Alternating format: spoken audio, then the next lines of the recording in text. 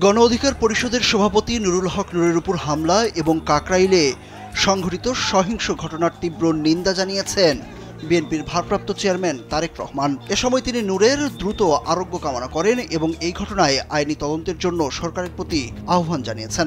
শুক্রবার দিবাগত রাত 3:30টার দিকে ফেসবুকে ভেরিফাইড পেজে এক পোস্টে তিনি এসব কথা জানান। তারেক রহমান বলেন, বিএনপি নুরুল হক নুরের উপর হামলা এবং কাকরাইলে সংঘটিত সহিংস ঘটনার তীব্র নিন্দা জানাই। আমরা গণতান্ত্রিক উত্তরণের এক অত্যন্ত নাজুক সময়ের মধ্যে আছি, যার প্রথম পদক্ষেপ হলো জাতীয় নির্বাচন।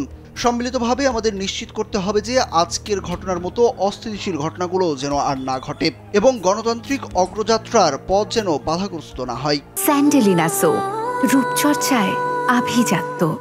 তিনি আরও বলেন, গণতন্ত্রপন্থী অংশীজনরা, যার মধ্যে বিএনপি ও তার মিত্ররাও রয়েছে, তাদের অবশ্যই সংযম এবং সহনশীলতা বজায় রাখতে হবে। গত বছরের অভ্যুত্থানের প্রকৃত চেতনাকে অবশ্যই প্রাধান্য দিতে হবে। তিনি দেশকে অবশ্যই মবের শাসন এবং বর্তমান অস্থিরতার পরিস্থিতি থেকে বের করে আনতে হবে বলে জানান। বিএনপির ভারপ্রাপ্ত চেয়ারম্যান নূরের উপর সংঘটিত ঘটনার আইনি তদন্তের জন্য সরকারের প্রতি আহ্বান জানান।